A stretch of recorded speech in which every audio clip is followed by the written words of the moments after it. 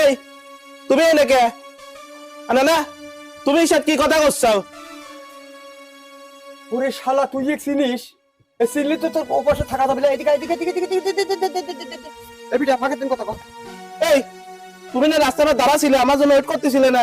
আমি তো বেরোছিলাম তোমার সাথে দেখা করার জন্য।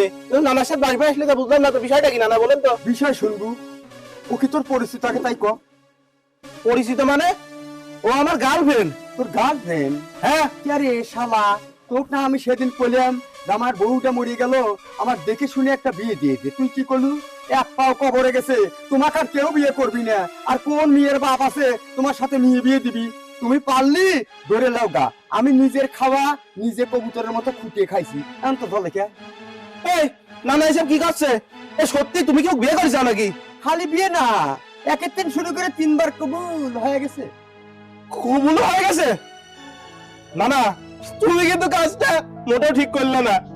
আমার আমার একমাত্র গার্লফ্রেন্ড, আমার প্রেম হয় না, অনেক কষ্ট করে একটা পটাইছি। তোমার জন্য কেন আজীবন হাইবুড়ো থাকা লাগবে?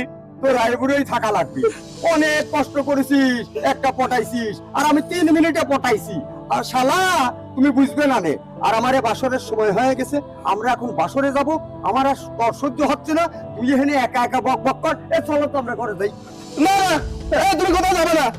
ঘরে যাবো মানে? ঘরে যাবো মানে কি? তুমি আমার গার্লফ্রেন্ড নিয়ে ঘরে যাবা? বাসর বাসর বাসর